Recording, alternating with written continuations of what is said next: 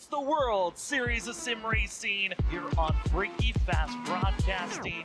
No contact.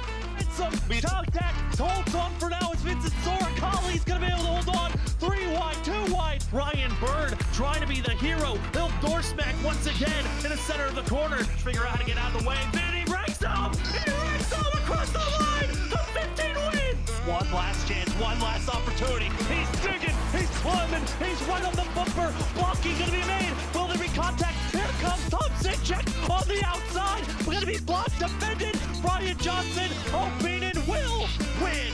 Here comes Vincent Sword to the inside. But it's not enough. Brian Johnson wins. And it's going to be the 13th trying his best. He'll hold on. Or will he cross the line? It's Cedric Hunter by a nose.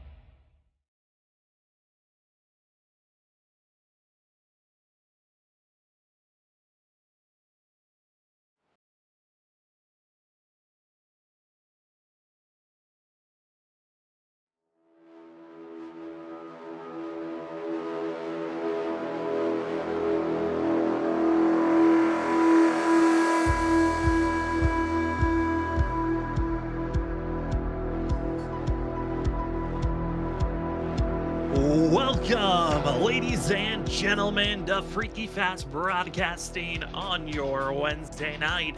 We're happy to be back giving you coverage. It's been a long time, about 2 weeks before we've had a broadcast, and it's been a while have to knock the rust off. But tonight, we get prepared to watch some WSSR Cup Series racing action. The last time we saw these drivers, they were at this track, but it was the oval course. Tonight, we test our skills going left and right here this evening for Season 9, race number 7, as the WSSR Cup Series drivers getting a little bit of practice in before qualifying starts. It's going to be a different night than usual, but this evening could be a good one as drivers get prepared for the Meals on Wheels Daytona Squiggle here this evening. It's going to be a fun one. Big thank you to Meals on Wheels for being the sponsor for both Daytona races. We will have more information on Wheels in just a few moments. Before we get to that, I want to say thank you again for joining with us. My name is Sam Dyer.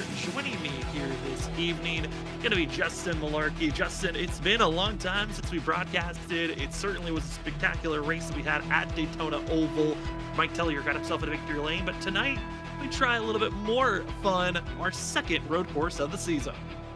2 weeks has been, but I tell you what, going into a road course like this at Daytona could be really fun tonight. Gonna have 2 races. Gonna be very interesting to see how that whole invert happens later on in this night. Be something to watch out how these drivers strategize for that.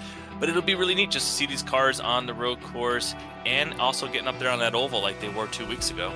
You brought it up. We're going to be seeing ourselves here tonight. 2 races, a double header. We're going to have our main race. It's going to be the first one here tonight. 20 laps. No stage point going to be happening. And as well, we're going to be seeing drivers that can lock themselves in. If you win and you're inside the top 25, this win in race number 1 will count for that playoff lock-in spot. Qualifying will matter here for race number 1. But race number 2 is going to be a sprint. Only 10 laps. And wherever you finish at the end of this first race, we will invert it. So if you're first, you go to the end of the line. If you're last, you start first for race number 2. It's going to be fun. We'll talk more about it. But currently, drivers are heading into qualifying where they're going to have 10 minutes to get themselves prepared. They're going to have a long warm-up period before they get themselves, get this first warm-up lap in before they head into their first and second lap to see who could be top of the board, which gives us time to take a look at how this season's been going so far. It's been a fast season that has approached us. Tonight is race number 7, and we'll take a look at what the point standings are like so far, as we've had ourselves 4 different winners. Mike Tellier going to be the newest winner, but he's not even on the board. He's outside the top 35 in points. He's got a long journey to try to make that win count to lock him into the playoffs. Again, He has to be inside of the top 25 in points, but we look at the top dogs, it's still Vincent Sora, Larry Yingling, Zach Hall, the veterans of the series. They have been the top drivers to watch out for. The cutoff line, Tom Check just inside with Andrew Medlin, just 2 points out. But Justin, these points very close, and there's still a lot of fast drivers that are all around here. Oh, the points are close. So many fast drivers each week makes it very challenging to gain those points. We talk every week, can't have a issue on track, can't, especially tonight. I mean, if you're running top 5 a couple laps to go, you get off course, you end up back in 25th, 30th, 35th position, Sam. You're talking about losing tons of points, and maybe it won't be so bad if that happened in the first race, because maybe it would help you get a nice position in the second race. But still, you want points all night tonight. You don't want to be that driver that misses out on the playoffs and doesn't have a chance to go for the gold at the end of the year. Yeah, it's all of what these drivers are aiming for: be inside of the top 6 points, or find yourself with a win inside of the top 25, and you move yourself into the playoffs. As some drivers are starting their first laps, this also still gives us time to take a look at the schedule so far this season. Again, tonight is race number 7 off the schedule, and we've seen plenty of different winners. 4 different first win went to Cedric Hunter, but since then we've seen Vincent Sora win twice, Gavin Rogers has won twice, and then the surprise 2 weeks ago at the Daytona Oval, Mike Tellier, his best finish of the season, and what a surprise to grab the win for that 97 machine. But we look at the rest of the schedule, we're heading to Dover, Indianapolis, Chicagoland, Le Mans, and then Bristol to finish out the regular season. Well, there's a track on there that I'm not excited for. That's a really good remaining schedule there for those final 10-some races that we're going to be having coming up. I mean, even going to Dover, that's just a fun, fast track. Kind of like a short track, but a little bit more room on there, being a mile. Excited for that. But these cars on Chicagoland multi-groove, that could be really fabulous. So don't want to be missing any of these races coming up. It's got a good schedule coming here. Absolutely not. And our graphic is a little bit shuffled. It was going to be Bristol is our cutoff race for the regular season. Talladega, will be the start of the first round of the playoffs. But drivers are about to be finishing their first laps for qualifying, and Justin, qualifying position. There's over 40 drivers looking to register for tonight's race. We're back to those high numbers that we have been seeing throughout this season, but hitting your marks, lap 1, lap 2, there is a lot of mistakes that you do not want to make trying to complete these passes, as Joshua Kanata going to be the first driver across the line. And look at that, 1 minute 47 seconds, but already Ed Shearer Jr. down to 146.187. So that, I mean, these drivers are going to be flying around this track. They're running sub 2 minute track, 2 minute laps on this big, massive. I think it's over like 2.8 some miles of track here with multiple turns. I mean, they're really flying around this track. It is a massive course, almost up to 4 miles in length. It's 3.56 miles in total. And what makes this race and configuration different from what NASCAR is used to, we're using the GT IMSA Rolex 24-hour configuration. There is no NASCAR chicane at the end. We're going full bore after the bus stop, so these drivers are going to have a lot of speed that they're going to be trying to pick up and stay underneath them. One of the drivers, though, that's going to be having one of the most skillful races of the night, running a controller, is Shane Terrian, who is feeling like he has missed out on some wins the last 2 weeks.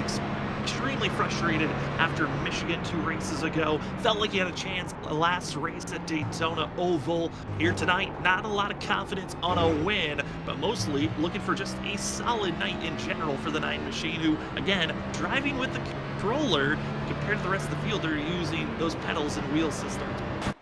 Well, Sam, I'm glad you brought that up about Shane Terrian. I mean, every week he's on that controller, but you wouldn't know it because he looks as smooth out there as any of these drivers, and sometimes even looks more smooth as he's out there leading laps and beating them half the time, it seems. So I'm impressed to see how he's going to handle tonight. I mean, just running a lap time of 148 right there on a controller, that's still pretty fast. I mean, you know, some of these drivers are running 145s, but hey, this track requires a lot of skill, and the fact that he could do it on a controller is quite impressive. And here's Justin Forbes getting ready to complete a lap 2, and Douglas Newbigging down there in the chicane. Douglas Newbigging has really been having a season where it felt like he's more so throwing away than anyone else. Had a lot of self-spin these last couple of races that have thrown away some decent finishes, and it's really been a full season of just How is Douglas Newbigin? We know he's a top 5, top 10 competitor each and every week we go into. Can he stop the self-sabotaging? It's going to be the big thing that Douglas is focusing on here tonight for the 7 is how well can he finish up front? We'll start lap number 1 for the 7. A lot of other drivers have already cracked their first laps in or their second laps in. Zach Hall, fastest driver with a 1 minute 45.830. That's one of the faster times that we've seen in qualifying pace. We know the pace is going to pick up more and more as the race trim hits these drivers, get a little bit more heat under these wheels, but also the track temp. That is going to be a big factor here tonight as we are going to be seeing this nighttime conditions starting to fall on these drivers. The sun is starting to set. The track temp during the highest peaks during practice was 88 degrees on the track temp. It's now down to 83. I mean, it was 88. Now we're down to 83. And Justin, cooling off the temps certainly is helping these road course drivers. So you're getting to tell me that we're going to see some nighttime races out here, which means we're going to get to talk about the old red brakes. It'll be really fun to see these drivers lighting those brakes up, getting into the corners, and see who's really abusing this car as the track cools down. But the speeds, like you said, they should pick up a little bit cooler track, and that's going to mean even more braking. Very quick for how this field can handle, and their fuel that we were given was around 21 laps, but that was when they were running a little bit slower than the pace they're putting down now. I think fuel could be questionable for some drivers that are very quick. We'll see how that evolves here tonight. Douglas Newbigin again, lap number 1. There is no NASCAR chicane. They're going to be ramping up these speeds almost up to 200 miles per hour before they slam on the brakes as 7 heading down into the oval, cross the line. Again, first lap, we'll see what the speed is at for Douglas Newbigin for himself. It looks to be in the middle of the field, and it will. 19th place. Still has time for one more lap if he can hit his marks perfectly. Looks to be 9th place on the board, and for Douglas, again, he's got one lap, but he has to be perfect if he wants to get any more advancement. As other drivers, they've been having their own woes, and some are just resetting and saying, you know what, maybe we'll just start in the back. Some drivers definitely having some of those woes like you mentioned, but when we were watching Douglas Newbigin going around, you could see the travel in the car, which will be something we'll be talking about all night. Just how that front spoiler there getting down onto the ground and then rising up as they accelerate, getting back down into the ground under heavy braking. I'm pretty excited for this race. I think it'll be neat to see these drivers, especially at the fact that we have 41 registered. I mean, to see them all go off into that first turn and kind of try and get spread out and get single file into that infield section where there's going to be some tight turns and heavy braking. I think we're going to have a pretty exciting race here tonight. I think so too. And we have some shocking drivers not able to get a single lap validated. Trenton Jump, Bronson Stafford, drivers that were expected to be inside of our top 15, and some were favorites to watch out for a top 5 will have to start in the back outside of our top 36. That is going to be a huge impactful moment of they've got a lot of work to get through this field in this 20-lap run that we're going to have for race number 1. Again, tonight's going to be a doubleheader for the Meals on Wheels Daytona Squiggle. It's going to be a fun one overall. We're excited to give you all the coverage again here on Freaky Fast Broadcasting as the field's about to get prepared to grid up here tonight. Qualifying concluding. Douglas Newbigin not going to be able to get his time in as Zach Hall will be your pole sitter here this evening. Congratulations to the 32 machine here tonight. Again, race number 1. You're going to be having your positions based off of qualifying. 20 laps, no stage break. Going to be normal race points and bonus points given out. And if you win and you're inside of the top 25 in points, this win in race number 1 and lock you to the playoffs. The drivers are starting to grid up. They're going to give us a little bit of extra time to be calling down our 41 drivers here this evening. Starting off with your top of the board, it's the 32 of Zach Hall. Then it's going to be his teammate of Nick Crawford in 2nd place. The last time we were at a road course, he won at Long Beach. Starting in 3rd, it's Gavin Rogers. Going to be 2nd in points. Larry England going to be starting in 4th. Vincent Sora, another strong road course driver. He'll start in 5th. 6th is Brian P. Johnson, hoping for a little bit more help from this road course run with Edward Sherwood Jr. 7th. 8th is Aaron Smith the 2nd. Christopher Norris 9th. And finishing out our top 10, it's the 11 of John Forbes. And going off in P11th, going to be Tom Senchak in the 26 machine, followed by Drew Jua in P12. 13th going to be Danny Cochran, and 14th Brian McCann. 15th Ryan Kelly and Brian Noel, alongside in 16th position Douglas Newbegin, who we were watching in qualifying, rolling off 17th, with Christis alongside in position 18th. 19th going to be Cody Reed and Joshua Kanata in 20th position. 21st going to be Carl Pooler, and 22nd Ryan Ferraro. Andrew Medlin in 23rd, Richard Wolfeser 24th, 25th Cedric Hunter, and Shane Tarian, who we watched in-car camera qualifying, rolling off 26th. 27th will find the 06 of Tom Bourne. In 28th, Christopher Wade in the 53. GT Rosario in 29th. 30th will be Jared Hughes in the 68 machine. Matt Meir just out inside of our top 16 point. He needs a solid day, starting in 31st. Ollie Fonseca in 24th. In that 33rd position is 29 of Anthony Gaudio. Tyler Dangler, Ben Caney going to be 34th and 35th. Justin Forbes will start in 36th position. Then the drivers that did not qualify, it's Trenton Jump in 37th. 38th is Dakota Moniz. Matthew Rodriguez will start in 39th. 40th is Bronson Stafford. And our winner from our last race, Mike Tellier, might be deciding to start in pit road. We'll see how the 97 is going to tackle here tonight. Again, 20 laps, not expecting to see anyone hit pit road, and it's going to be a quick takeoff here as the drivers are leaving the bus stop now, entering into what NASCAR turn number 3 would be. See all the drivers exiting through the bus stop. Over 40 drivers racing here tonight. That's a lot of drivers to watch out for. It's going to be a fun one overall. We're excited to give you all the coverage again here on Freaky Fast Broadcasting. My name's Sam Dyer. Joining me up the booth is Justin Malarkey and Robert Moyer Jr. running production in the background. This is just one race of our doubleheader here tonight.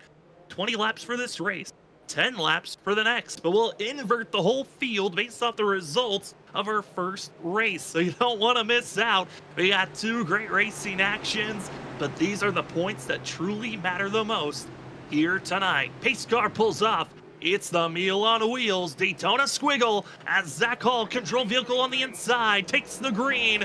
Here we go, road course racing at Daytona as the field roars down into turn number 1. And there they are, getting ready, and they're heavy braking into the turn 1. But next time by is going to be even more drastic when they're going to be flying down in there. But look at this, Sam. 2-3 wide going through that corner. They're all able to get single file, though, coming out of this corner. Very tight along that pit entrance right there. And then another heavy braking point, going to be a right-hand turn, and then going to lead down into those S-type turns. You've got one car a little off track there, but able to get back on.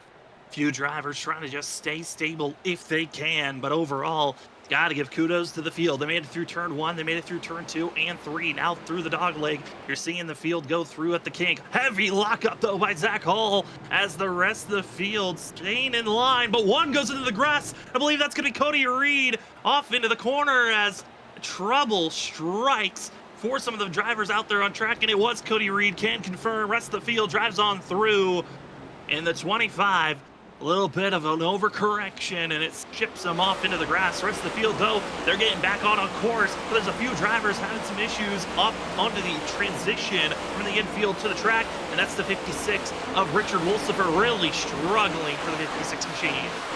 You can see how quickly this field has separated themselves from first through the back half of the field. I mean, really getting spread out fast on this track. But you're seeing a ton of passing still as they get single file, but then under this braking, you're seeing drivers make moves. But right now, Zach Hall up front, doing what he needs to be out front. But the 71 trying to run him down there with the Meals on Wheels machine of Ed Shearer Jr. In trouble for a driver that did not qualify. That's Trenton Jump at the bus stop. Was not able to slow down in time and tried to take the off-axis road and ran into the tire wall, and he'll be losing even more time than where he was at before as lap number 1 goes to Zach Hall, but Gavin Rogers trying an aggressive move on our leader, and it just did not work out. But trouble for a driver that was inside of our top 5. It's Nick Crawford going for a spin for himself as the rest of the field trying to get move around him as more drivers are locking up all around the track. And that's that major issue. You don't want to give up that position like the 74 did there. Nick Crawford going from 5th. Looks like maybe he fell back to like 14th or 15th position just from that spin out. I think the driver locking up the tires was the leader there, Zach Hall. We saw him do it over there on the big U-turn coming on the back part of this inside of the infield. But then he also did it there going into about turn 3. So that's 2 times locking Oh it. no! Tom Bourne going around in front of his teammate Shane Terry, and that was for 26. This gaggle of cars from around 19th all the way to 30th just can't get away from one another. It is looking like a logjam with them continuing to stay side by side throughout this pack. It looked like a little lock up there on the 9. Saw the tire stop rotating, and you see I was able to see some red there glowing on that brakes, which we're going to see more as this track gets darker. But yeah, you don't want to have those tires sliding too long, because then you're just wearing them out, and you start locking up more and more each lap. We'll see if it happens again here in the next corner. And can confirm Mike Tellier not able to take the green, and starting in pit road was going to be the 19 of Tyler Dangler. Seeing a couple of other drivers struggling. That's Vincent Sora. He has to slow down. He has a yield penalty for the 51, and lots of other drivers also having to deal with yield penalties with the way that they exit out of the bus stop, cut too much, and the track will let you know, hey, you gain too much speed, you have to slow down. Yeah, those yield penalties, luckily it's not like you see in NASCAR where sometimes they force you to pit road, so it's good that he's able to just slow down, give up a couple positions. You see him get a little loose coming out of that corner, trying to put the power down, just not able to do it. He's got pressure all behind him from this number 70 of Aaron Smith II. Look at that, John Forbes. But look at that. I love seeing those brakes glow. You know, these drivers are working hard already. It's 2 laps in, and they're already on the brakes hard. These drivers are marching through all the gears. They will go up to 5th gear and drop to 1st. They're dropping into 1st gear practically every corner except for through the bus stop. Might see later on maybe drivers deciding to stay in 2nd in certain corners, but overall 1st gear is your friend to exit out of these corners as fast as possible, as we're right on board with Vincent Sora. And once again, this is the transitional last corner in the infield heading on to the NASCAR Oval section. This is what NASCAR Oval Turn 1 would be. See Sora trying to ramp up through the gears, catch up to speed, get a little bit of the lick of the draft ahead of Brian P. Johnson, but a little bit too far back, not too comfortable or confident is the 51. Has to be frustrated with giving up so much time because of that yield penalty. Oh, the yield penalties, but like you said, giving up that time, a lot better than what it could have happened. It could have been way worse, so luckily he didn't get off, hit the tire barriers, just got off course. Could have been worse, and luckily he's able to continue, and he is in 6th position, 4.8 seconds back, so we'll keep a note on that, see if he's able to gain back any of that time and try and run down the leader. This 32 is that call. And also a report on more drivers having issues. Just in the first 3 laps, 2 drivers with required damage flags. Justin Forbes, early trouble for the 4 machine that sent him to pit road. Tom Bourne, that's still out on track. He as well has required damage. The 06 expected to hit pit road this lap. As you saw there, blinking up was the going to be seen the driver Gavin Rogers, fastest driver on track. Watch out as he'll continue trying to run down, but no, Douglas Newbegin can't get away from spinning. Also saw Christopher Norris having issues as he was blinking away, and the 7 once again cannot get away from spinning out. Self-inflicted wound, gets off the course there too, just a little bit with that right front tire, able to keep it back on, but yeah, you don't want to keep doing that. I mean, he's got to regroup, get those points. We know he's a fast driver, just seems like a couple week stretch here, having some issues getting off track, and that's a tough spot right there where you're going through the corners. You're going hard right, left, right, and then you got that pit wall right there, and see right here to 29 on pit road, getting that damage fixed. Trouble for Anthony Gaudio, and it was multiple drivers piling in. Gaudio went wide, and it looked like it was Matthew Rodriguez getting into him as we're going to first see this spin out. There's so much action going on, but here's the replay of what happened to Douglas Newbegin. He was racing with Danny Cochran.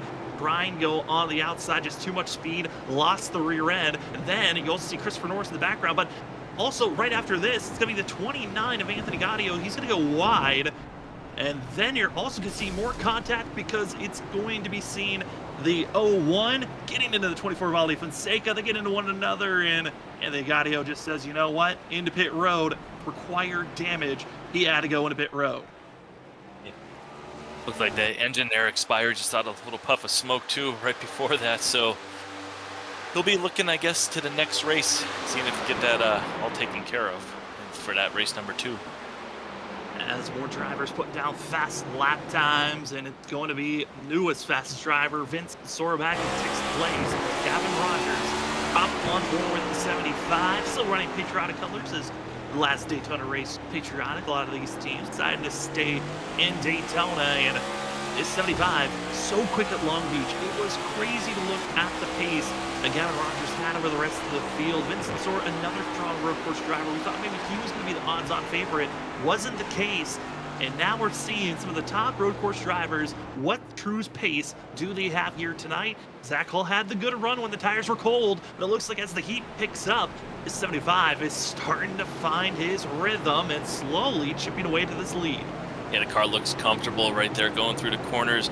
It was about 1.8 seconds. It looks like he had it down to 1.5. So slowly wheeling in the 32 machine, but that Vincent Sora was 4.8, and I saw it was down to 4.5, and then it went up a little bit here as he's trying to make a pass here. I'm expecting if he gets this pass completed, which it looks like he has right there, Sam, I'm thinking that maybe he's going to be able to get another clean lap in here and see if he can slowly chip away more at that lead. As we're seeing Edward Sherwood Jr., he went high, giving up that position, let Sora drive up by Tom Senchek and Drew Jua having their own battle. This is the battle for 8th place currently. Been a lot of rumbling over the driver's radio deeper in the field. The drivers getting into one another. That Ollie Fonseca and Matthew Rodriguez battle seems to be still going on. But Drew Jua, such a strong start to the season. Missed a couple of races, really hurt his points situation. I think for the 77, he is in a must-win scenario if he truly wants to have that confidence to be running in the playoffs. But we've seen very aggressive at times, but you're on road courses, showing that he still has strength even at these types of courses here, Justin. Oh, definitely can't count him out. We know he's a driver that has speed. Seems like each week has speed. I think one of these weeks we're going to see him battling up front and everything's going to get put together. Look at this. Move to the inside, little lock up, the crossover on the 11, right back by him. The 77 worked that hard and still doesn't get the position as he kind of overshot the corner there. I saw that a lot during practice, and drivers were saying, you know, sometimes those moves into turn 3, it was not an expected turn or pass, you could say, that they were going for. Just they would lock up going into that corner because they're going so fast that sometimes it was either run into the driver ahead of them or try to make a very aggressive dive bomb move. Luckily, both drivers didn't get into one another, and this battle continues on. Other battles, though, that are very close to one another ahead of this group. Battling going on for 3rd place. Larry Yingling, Brian P. Johnson, Vincent Sora. Those 3 drivers have been right on top of one another. This camera's really close, so it's hard to see, but 3 drivers, they've been stacked on top of one another, and it has been tough to give a lot of spacing, but one mistake could give Vincent Sora 2 positions, or it can lose it all in one moment. Oh, he's right there. If any mistake from those 2 drivers, he's going to be around them. I think if he does get around them, it's going to be a clear track in front of him before he can get to 1st and 2nd, but he might have a chance to run them down with 15 laps to go. He definitely seems like he's got some speed, able to get around cars and maneuver around them. But look at this right here. Larry Yingling is going to go high, maybe get that position of Brian P. Johnson. Doesn't want to battle him going into this turn 1 under heavy braking. Trying to find the spacing and give it the run, but Sora wasn't expecting the spacing. He almost ran into Yingling, able to hold on. And that could have been a scare, but somehow the champs, they scave away. And I think a little bit of miscommunication between Yingling and Sora. Yingling was trying to slow up a little bit early to give space to the 51. He was not anticipating that move. And now Vincent Sora trying to get by his teammate Brian P. Johnson. Now they're not able to find the spacing, but there was a moment there, Justin, of almost complete disaster between our top runners. I think you called it correct there, Sam. I am pretty certain Larry Yingling, just being the champion type of driver that he is, was realizing that these 2 drivers were a little bit faster. He didn't want to cook the corner, so he kind of gave him the outside, or gave him the inside, went high, and Vincent Sora probably was not expecting that, but Larry Yingling was just being smart right there, and luckily it worked out for everyone. Glad it didn't cause any issues, because I think these drivers all still have a chance to battle for this win. And again, to give an update on some of the drivers, again, we saw a replay of Douglas Newbegin's spin, and Christopher Norris was out into the wall and kind of was blinking. The 38 machine had to disconnect from the server. He is back in session, 1 lap down, but though a lot of people are worried about the weather conditions currently. Just want to give a warning. If our broadcast goes down at any moment, our producer, Robert Moyer Jr., is dealing with some weather condition. We hope the weather, and we cross our fingers, hope that it all holds strong throughout tonight. But if we do ever disconnect, It is because of the weather, not because we just said, you know what, we're done watching these guys race, because they're giving us quite a show here tonight, as we've seen the 13 of Cedric Hunter trying his own way to try to move forward, currently in 15th position. Also other drivers that are on recovery runs. Ollie Fonseca trying to close in the gap between himself, Christopher Wade, and Bronson Stafford. Stafford went for a crazy ride just a lap ago off the exit of turn 1 through the S's, and a driver that had a lock on the brakes almost got disqualified with how far he slid through the grass. Don't want to ever slide through that grass, but all the alternatives don't want that damage. Do not want any of that damage to Ollie Fonseca. You saw it before. He was one of the drivers that kind of got into Anthony Gaudio a little bit there when he was spun out. Luckily, he's still able to continue. Unfortunately, Anthony Gaudio not able to continue. Andrew Medlin, though, right here going into turn 1, going to try and get under the 72. You see the little bit of wiggle there as they're braking heavy, getting into these corners. Just not able to complete the pass, though. Andrew Medlin, having our Medlin cam on. This is the battle for 25th position with the 72 of Matt Muir ahead, and you can see the focus on Andrew Medlin every lap. So crucial. You have to hit your marks, and these vehicles, they run like bricks. And I know for most of the field, last time they raced on this track, I would say for most, it was back in January, February, from practice for the Rolex, 24 hours. For some, much drivable vehicles. Justin, I mean, when you're driving this next gen, compared to those street, those sports vehicles that are meant for road course racing, there's a complete difference that you're working with. Yeah, these cars have absolutely no grip compared to those sports cars. Driving the Rolex 24 hours is challenging in itself, but being in this car, oh, this car is just no grip, Sam. Can't get the power down.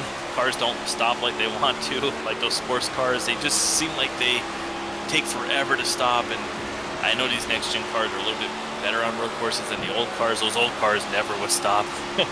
I mean, you can see, we were 2-3 laps into this race, and you can see the brakes glowing. So that just tells you how hard it is that they're just out there getting on the brakes. You can see right here, 72 getting off course. Is Andrew Medlin going to be able to make a pass here, get to the outside, pass him going into turns 3 and 4 on the Daytona Oval? Oval 3 and 4 is where you're going to be hitting your fastest speeds. If you're really looking for a good exit out of the bus stop, and with Matt Muir having his troubles for the 72, gives an opportunity for Medlin to work the outside groove. Should complete the pass before they go into the corner, but they'll stay side by side. Again, this battling for 25th position. Muir on the inside groove, gets on the brakes. You saw that wiggle. That's what everyone's trying to figure out how to kind of conceal, is when you get on the brakes through the oval, it is very difficult to keep it underneath yourself. As with that pass made, Dakota Monique starting to show some strength, and other drivers on recovery runs, we move up to just outside of our top 10. Nick Crawford, major slide, just got by this 8 of Brian McCann, and trying his best to move on forward. Yeah, Nick Crawford, we saw it live about 5 laps ago, gave up a ton of track position with that getting off course, the slide through the infield there. But I tell you what, the 8 machine, he looks good, but the 51, he's definitely looking good. He's got it down to 4.2 seconds, but he's been passing cars. That's been the trick. Not losing time while he's passing cars. And now he's got a chance to get up there and maybe battle these top 2 before we get to the last lap here. It's going to be really interesting if he's able to do it with the here 12 laps to go. Got to do it. If not, he's going to be starting way in the back trying to get that win for the second part of this doubleheader tonight. Justin, I know that you do a lot more driving in iRacing, a lot more than I do. What is it like being a driver? You look at the times, you're trying to be consistent at a road course, and you have drivers that are just paying so close to you that you're always equal distance. It feels like even if you make a mistake, that driver's right there ready to pounce. What is it like to be a driver in these high-pressure situations where you're trying to run down the field ahead of you? Well, you're constantly looking in your mirror when you have people behind you, and you're like, am I pulling away from them? And then you think you are, and then you see them in your mirror still, and then before you know it, you kind of get off course because you start looking up, checking the mirror, you miss your braking points, and then you're locking the tires up like we saw drivers doing tonight. So it's a constant challenge because you want to make sure you're not getting run over when you're braking a little bit earlier if you're trying to conserve the car. And then on the flip side, if you get into corner a little harder, you might slide off track. So it's like that fine line each lap. Just trying not to make any mistakes. You got drivers all behind you. You just see the little bit of wiggle right there, even on the 51 machine. We've been talking about how he's been running down these drivers. But even so, just trying to get the power down in that first gear. That's the big problem, Sam. Getting down in the first gear is challenging. Car doesn't want to get down there. And then when you do, it's hard to get that power planted.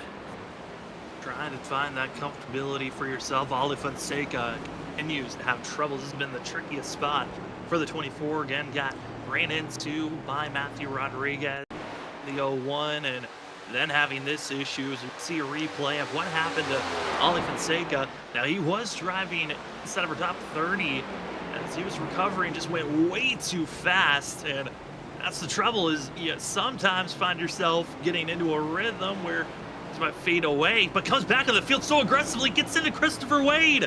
What a bizarre moment there, and that was shades of what race number 1 of Ollie Fonseca was doing. Wow, that 53 probably not too excited to see that move. Just kind of re-entering in track there when he should not probably have been re-entering at that exact moment, but that's the 24 machine right there back on track. As you see right here, these drivers going through too wide right there, tight spot. Are they able to keep it on track? They are, but so tight. John Forbes able to get away. Right here, 07 machine getting into the corner, trying to get a position right there. Sam, I tell you what, these drivers though, up front leaders, they're going to be in traffic. I think some of these cars at the back are definitely getting caught pretty fast by this 32 Zach Hall.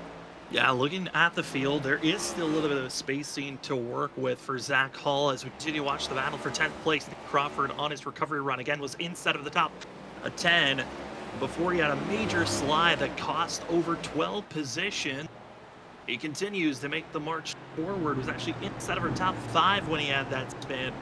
Now able to get by Brian Noel, but for Zach Hall, first driver he would catch up to would be the 98 of Ben Keeney, and there's about a straightaway difference between the 32 and a first lap car. It's going to be tough, but we're halfway through this race. I think when we're with 3 laps left in the race, there'll be a lot more lap traffic to deal with, but trouble for Zach Hall through the bus stop. Wasn't able to get cleanly through, and it's going to be Gavin Rogers getting the run for himself, and it's going to be looking like a yield penalty for Hall, as it's going to be Gavin Rogers, cleaner bus stop, give him the point, and he's taking the lead. Rogers leads this lap, and what a run. Simple mistake can be costly. Rogers leads that lap. Hall fights down into turn number 1.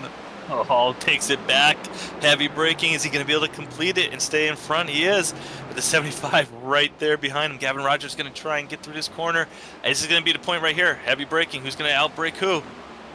Usually when we've been looking at drivers that they successfully defend in turn 1, it's the third turn that they make mistakes. Zach Hall holds on and can report numbers clicked in. It was 1/1000th of a second difference. Zach Hall led that lap. Gavin Rogers still does not have that bonus point yet for leading a lap. Hall holds on.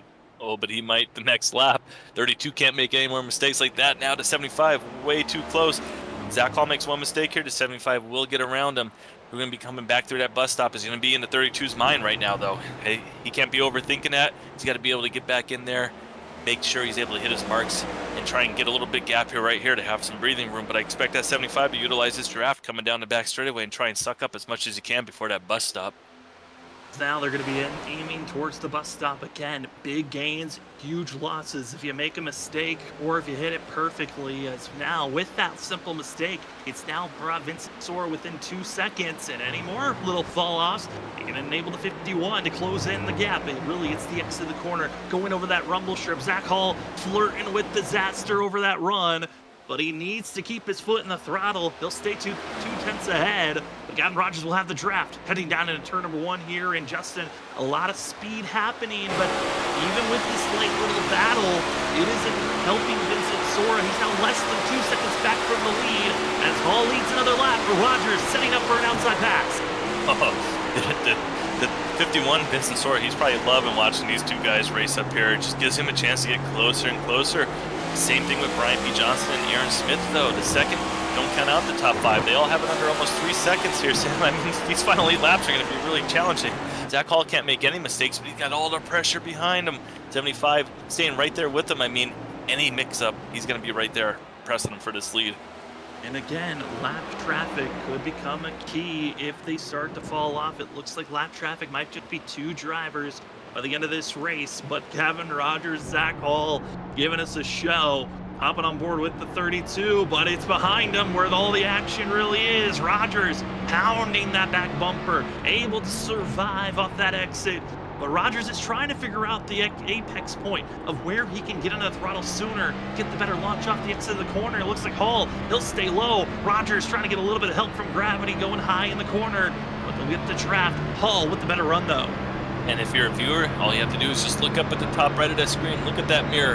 That's what these drivers are probably glancing up, checking every once in a while, seeing if they have the gap, seeing if they got to defend a dive bomb. It stresses you out. Look at how close he gets to him right underneath there. And if you take your mental break and just miss your entrance by a second, you could slide off course. You see the 32 again, he gets down there on those rumble strips, flirting with that disaster, getting that penalty. But wow, I mean, what's great racing to watch if you're into road courses. If you go a little bit too far to the left off the exit of the bus stop, you cut over that orange little turtle, you will find yourself getting that yield penalty. And based off how much you cut, you have to yield for a certain amount of time, and it can be critical to ruining your race. If you find that mistake, it's already hurt Zach Hall to a point where he's being put pressure by Gavin Rogers. But Rogers is right there. And every lap that ticks away, Vincent Zora takes a 10th, takes 2. That last lap, it was 4/10 closer. As another lockup from Zach Hall, he's just continuing to try to minimize the mistakes, but the mistakes are happening. The puff of smoke, not what he wants to continue to see, but outside that front mirror, there's a lap car right there. You see it on the bottom right of the screen. Going to be seeing it again right here. They're going to be hitting him. The key is passing it and making sure that it does not cost you any time. And same thing with Gavin Rogers. He's going to want to make sure he doesn't hit the lap car going into a braking point. Oh, no. The 32 right here. He's going to have to go a little bit lower. Is that going to hurt the exit? And it looks like for Zach, he had to duck low, take a shallower approach, but also it hurt Rogers. He didn't know where that lap car was going to be, and was over the radio, was Ben trying to give navigations on where he was going to place himself. I think he got on the brake maybe a little bit too soon than Zach was expecting. Forced the 32 to try a different approach into the corner, and honestly, I think it might have helped. Hall able to get the launch, keeps that distance, going into the bus stop, not close enough this go around, and surprisingly, Vincent Zora had a bad exit off the going back onto the oval circuit. So Hall, as well as Rogers, they pull away just slightly as they go on the fast stretch. Oh, they do. They pull away from third place, but fourth and fifth, and they're gaining a little bit on the 51 third place machine. I mean, we're going to have 2 battles here for the top 5 positions. It's going to be a great final 6 laps coming up here. 6 laps is going to be about 12 minutes of racing left, if that. These drivers are going to have to make their moves, though. As we're seeing, it's hard to pass. 75 was able to get there, just not able to get around yet. Yeah, and it looks to be if Zach Hall can hit his marks, this is going to be solid defensive positioning. But if Gavin Rogers is close enough, he's going to have to send it for a miracle run, go for a dive bomb move. 6 laps to go. And remember, if you win this race, this could lock you in, and Zach Hall wouldn't have that extreme pressure and also trying to gain points. He enters tonight 3rd in points, but he wants to get every point possible. This is only our first race of 2 here tonight. We have a doubleheader here this evening, as after tonight's race, the final results, we will invert the field. If you finished first, you go to last. You finish last, you go to first. And we're going to be seeing how this field can really finish out in that second race. But Zach Hall, not a clean launch. He had a little bit of a shimmy there for the 32, but Gavin Rogers had to back off. He was too close to try to take advantage there. I mean, these drivers are just putting on a great show. This is some great, excellent road course racing. But like you said, he was so close to him, he had to back off for fear of running into each other, and that could have ended both of them nice. And as you say that, you see getting into the image on this screen, the 3rd place machine, 4th and 5th, they're just right there waiting. These drivers get to side by side for about a half a lap. Those drivers will be right there, and we're going to have 5 of them under a blanket, which is great for a finish here at a road course. Other great battles that are happening on track. Battle going on for 9th place. Crawford is still ahead of Brian Noel. Also Ryan Kelly, John Forbes are keeping themselves very close to one another. And also back up the field, drivers are still struggling. Of Christopher Wade, who's dealing with damage, and a few others. But up front is the battle for the lead. Zach Hall stays low. Rogers has to try to go wide, trying to find a way to make a crossover move. There was no spacing there. Hall defends, continues. And for Gavin Rogers, just seems like he's getting closer and closer on how he wants to approach this battle. But every single move he tries to attempt, Hall is right there where the crossover wants to be made. It's just one of those things where he's right there, just not able to do the move. But I mean, how patient will Gavin Rogers get as these laps wind down? Right now, he has laps left in the bank. He has turns left in the bank to try and do this. But if he gets down to 2 laps to go, 1 to go, is he going to maybe force the issue? It's going to be really interesting to see as we're on board right here. Just watching the different angles they're getting through these corners and different styles of driving. See right here, Rogers kind of gets a little bit more in the rumble strips, but it makes him come out further to the right. And Zach Hall took a different angle, comes out a little bit lower. And now 75 going to try and get as much draft as he can on the 32 to gain back as much time as possible. More Gavin Rogers starts to flirt going backwards. It pulls the clutches of Vincent Sora, Johnson, and Smith.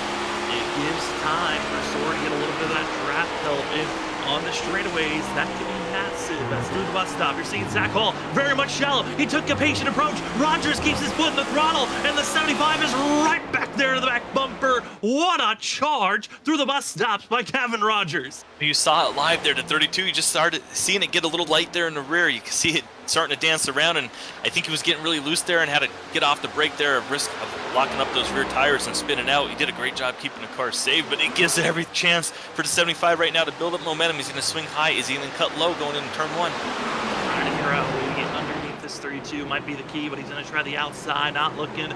Now we'll go for the crossover move, but Zach Hall's back bumper is covering everything. If you're going to make the pass, you're going to have to go extremely wide. Other drivers struggling. Douglas Newbegin looks to be having another self-spin for himself, but we keep our sights on this lead battle because Rogers keeps putting the pressure in every single lap. Vincent Sora as well as Johnson and Smith the second try to close in the gap, but with 4 laps to go, they're running out of time. They have to close in on the gap, but that's asking for a mistake by our top 2 that just continue to race perfectly back and forth between one another.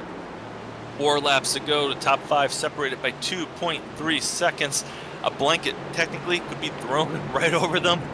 The brakes are blowing. They're driving as hard as they can. They got 1 lap car coming up. They're probably going to get to them probably here in the next 30 to 45 seconds. They're going to have to navigate through that. That could be a chance for one of these drivers to make a position and pass someone. They're all right there, Sam, now. This is any of the top 5's race. One of them's going to get it. Top 5 all within 2.5 seconds between one another, but it's starting to look a little equal distance between each driver in the spacing. They once were right on top of each other, but it's been the bus stop where Gavin Rogers looked the strongest on the entry and through the center, but it's the exit where Zach Hall can still defend with his speed, and with the lap car, Valdi Fonseca going to be in front of them. We'll see how the 24 wants to react once this lead pack catches up to the 24, but heading into 3 laps to go, the difference between first and second is just a little bit under a half a second. The difference between first and third, a little bit less than a second and a half. Vincent Sora, if he's going to make this recovery run work, he's got a lot of work and a lot of moves he needs to make. Other drivers of note that I want to give kudos to, Trenton Jump, had to start all the way back at 37th position. He's our biggest mover, up 20 spots. He's now up to 17th position. But for the lead, Rogers tries to close in once again here at turn 3, right on the back bumper, but it's off the exit. Zach Hall's been stronger but goes with a little bit of a wider approach. Rogers is there as they head to the dog leg. Heads to the dog leg, not able to make a move right there yet. This is a high-speed corner right there, though. All those drivers got to be really careful. You see Vincent Sora kind of get way up there on those yellow curbing, able to keep it from getting into the infield. But look at this, 75. They're right there. They're going to catch this lap car probably on the exit of this next corner, getting up onto the high banks, which should make it easier for them to all potentially get around without a heavy braking issue. But wow, these drivers, they're all right there now. You're talking 2 seconds between them. And Zach Hall's going to try and use some of that draft from the 24 just to get a little bit extra speed. Uses the draft, pulls away. It's a half a second difference. And now for if you're Zach Hall, you hope Valdi Fonseca might play a little bit of defense, maybe a little bit of a helper, stay in between, maybe slow down that 75, and that's exactly what happens. Gets on the brake, Gavin Rogers has to back off, Vincent Sora has to back off, and Zach Hall pulling away. The perfect defensive push. He had the lap car help, and now Sora putting the pressure for second place. And for Zach Hall, perfectly gets the help to try to pull away from the rest of the field because of the lap car. Utilizing the strategy of the lap car perfectly, and even with that said, Valdi Fonseca is still right there behind him in the 75 machine, not able to get around him yet, and it's got him now fighting Vincent Sora.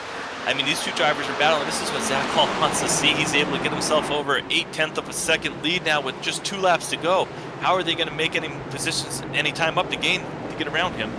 Every little move is going to matter here on how you want to put the pressure to get by the driver ahead. Oh, no. It's all right. Oh, no. Aaron Smith the second. Tap, push into the grass. Trouble for himself. The pass for the second place position. Give it to Vincent Sora as the 70 machine. Has to be careful. Hoping not to get disqualified as he's back out on track. Gives all those positions back. Sora's up to second, and now a lap and a half to go. Zach Hall sees the pressure behind. It's the 51 putting the charge, who's been waiting in third this whole entire race. He's now on the back bumper. It's time to go, and it's all down to this, Justin. One mistake for Aaron Smith II. Luckily, he's still in the race. Unfortunate for himself, and it looks like a black flag has been given to the 70 machine. He'll have to go to pit road. Massive loss for position and points for himself. I know he's trying to dispute, hoping to maybe get that black flag cleared. It's not going to happen, but for up front, it's all Zach Hall, Vincent Sora, with coming up to the bus stop. This is where Sora can gain all the position and maybe have a chance for a last dash pass. You're on board, you hear it live. The downshifts from 5th down to potentially 1st gear. Look at that, floats it off in there, gets back on it hard, gets over the rumble strips. You hear the car wiggle a little bit, getting back up through the gears. Under half a second, he's going to try and utilize that draft. He's going to have about 4 to 5 heavy braking points left on this last lap to try and get around this 32 of Zach Hall. Is he going to be able to do it? The first one's going to be coming up here shortly, right after the start-finish line. Zach Hall hoping that he's going to stay with any mistakes. He hopes that they'll be behind him, and he's already made them all. Down into turn number 1, Vincent Sora gonna be going with a higher approach. Now gonna crank it down into the apex of the corner. Hall with a little bit of a wiggle, but Sora can't get into the throttle just as quickly. Hall pulls away. Gavin Rogers on the back bumper. Our top 4 all within practically a second of one another. One mistake could gift this win to Brian P. Johnson if our top 3 get into one another. You can see every driver wiggling, trying to put their foot in the throttle and get moving as quickly as possible. Into the kink, have to let off just slightly. It's all Zach Hall, up into the gears, down into first. They try to keep it all together, but you can see Rogers, he's the one who's willing to use the most pressure on the entry of the corner, but off the exit, still Hall, down into the final corner of the infield before they go back onto the oval stretch. Zach Hall, Vincent Sora within 2/10. It's been all race working to this, and Vincent Sora's there as they ramp up the speed and head to the bus stop. Getting up through the gearbox, trying to gain all that speed right here from utilizing the draft. There's going to be another heavy braking point getting down in the bus stop. If the 51 is going to do it, he's going to have to do it in this corner. Zach Hall is going to defend low. 51 is going to go high. Now go to the middle of the track right here. Heavy braking. Is he going to be able to get it done?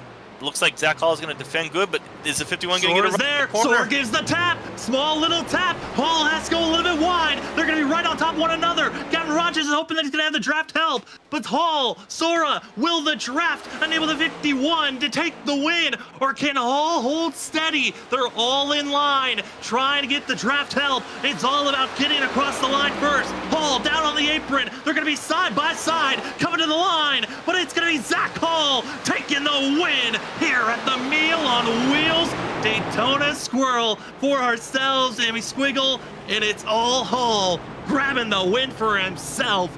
And I gotta say, Justin, that was hard work from the start to the end of those 20 laps. Oh, Zach Hall, he has to have the ice in his veins all night driving defense of those final 5, 6, 7 laps. I mean, they were there on him, but they couldn't shake him.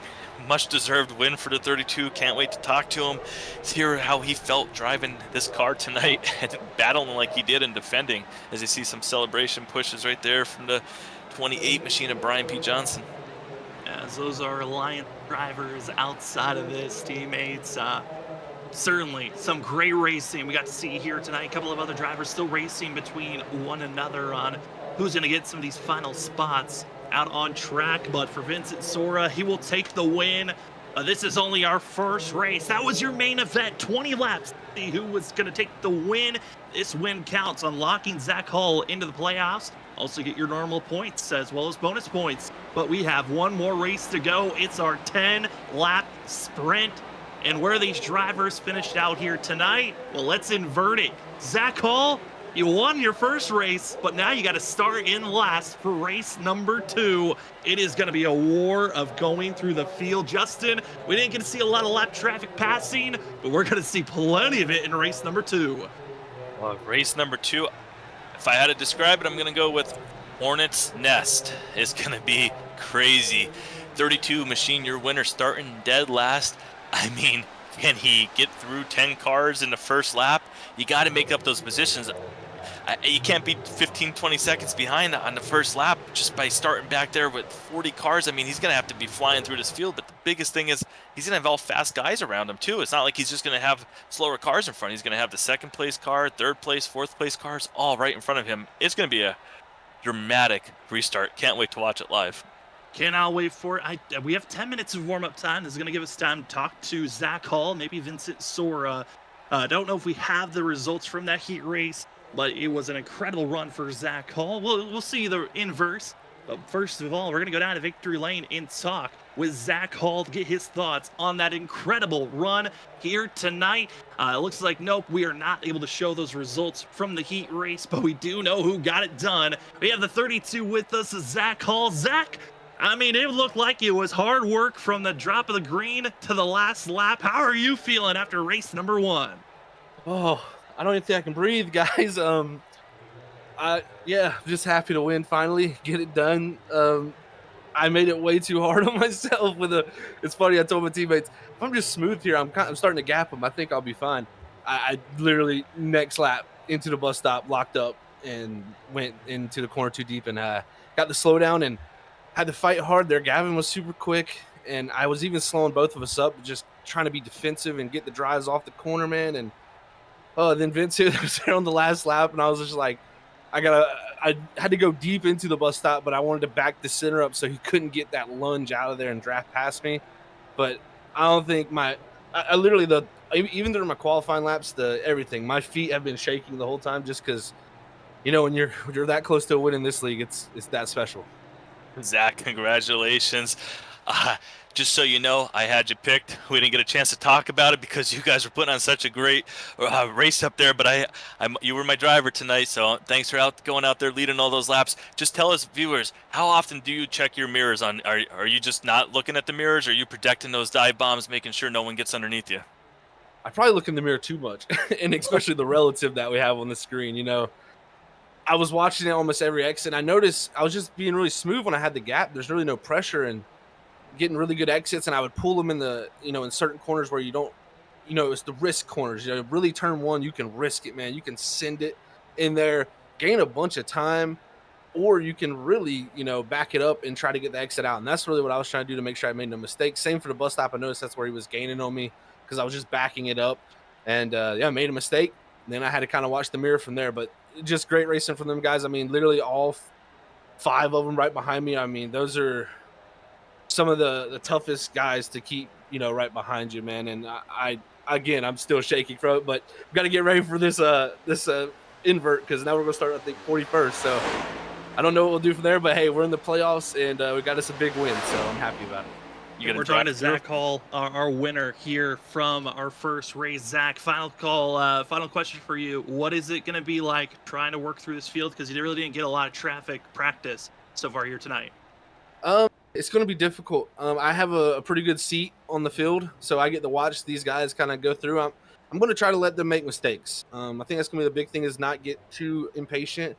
You got to make the moves when you can. But if you try to make a too big a move, it's so easy to lock up, and you'll go off, and you'll lose all the time you're trying to gain. So it's going to be interesting.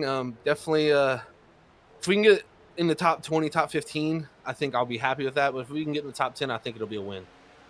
Well, Zach, congratulations on the win. Good luck in this invert sprint race, and hopefully we'll be talking to you after this. Thanks, guys. As that is your winner for the first race and main race of the night. We go down to second place, a driver that really had to work his way to even have a chance. We have second place finisher of Vincent Sora after our main race of the evening. Vinny, congratulations on second. Almost had a chance there for the win. Man, how are you feeling after that first race? I'm a little bit mad at myself, but that was just a lot of fun. To have a battle like that coming to the end on a road course is super rare on iRacing, and I think that's what this format benefited. So this is a lot of fun. I'm mad at myself because of the dumb mistakes that I made to cost myself the time there. Because I mean, I fell back 4 seconds and gained it all back. So I probably would have had an even better chance at winning. But you know, I can't be too mad about a P2 and an awesome battle with Zach. He was driving his tail off to defend Gavin and then me, and I don't think there was much more I could have done. I got just about as much out of the bus stop that I could have there on the last lap, and it still wasn't enough. So shout out to Zach. He drove just an awesome race, and I'm honestly honored to be able to hold that battle with him, and hopefully that one is going to get replayed for a long time. Definitely a fun battle. What are you guys thinking you're going to be doing in this next race here, starting in the back? I mean, is it going to be whoever gets in front of who and gets around that traffic? And you think you're going to be able to drive up there? I mean, it's only 10 laps, so it's going to be really hard. But that first lap, I'm thinking you guys need to at least get by a good amount of the field if you're going to have a chance.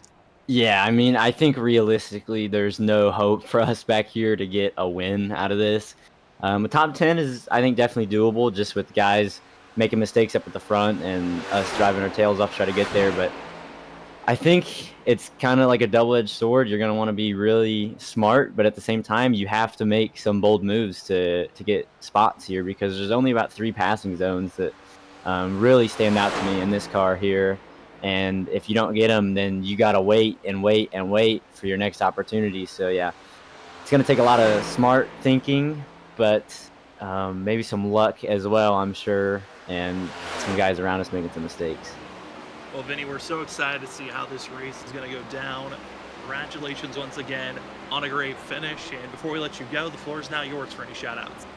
Yeah, first off to Zach and all the admin team who thought up this this format. This is a lot of fun, and I think it's something we should definitely revisit in the future. Shout out to you guys for broadcasting. Shout out to everybody who makes this league possible and everybody home watching. Well, that will be Vincent Sora, going to be your second place finisher from the main race of the night. But don't worry, we got one more here this evening. Good luck, Vinny. We hope for the best finish for yourself. Thank you, guys. Now, like we said, this is going to be our second race of the night, and it will be fully under the lights. First race, it was the main race, 20 laps, and it was all about if you won, that counted as a win to lock you into the playoffs. Well, this second race, it is a sprint race, and the way that it will go down, starting order is inverted from where you finish at the end of the first race. So if you won, you go to the tail end of the line. Good luck trying to march your way through that field, and if you were last, you get to start up front and have that advantage for yourself. It's going to be 10 laps. No stage points will be given out. And the point system for this sprint race, it is 1 point per position. So if we have all 40 drivers racing here tonight, winner gets 40 bonus points. And Justin, that could be massive on the magnitude of bonus points that you could grab in this sprint race. It could change everything here this evening. Every point matters. We talk about it every week, and we'll talk about it when it comes playoff cut time. There's going to be a driver out there who's going to miss it by 1-2 points. And you can look back at tonight. You can look back at the race, the 20-lap race, the 10-lap shootout tonight. Going back to Daytona, just running in the top 5 at the end. And did you have a problem in the final few laps and ended up in the 20, 30 positions? You think back to Aaron Smith, who had the issue getting off track, running in the top 5 right at the end. 2 laps to go, just gets off course. Every point matters. It really does. It shows it, especially when you have drivers of this quality on this type of track, where it's so hard to pass to begin with, and you put drivers out there. We have guys each week, 15, 20 different drivers that we think can win races. Very talented league, hard to make up points, so you don't want to give them away.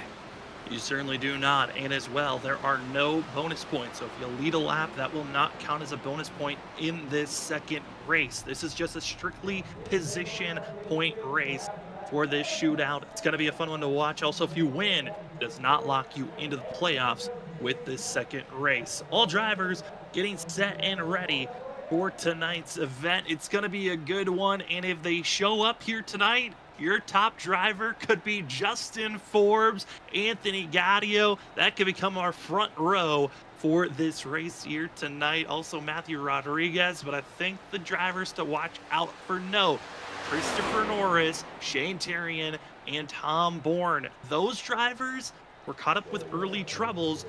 They ended that first race at the end.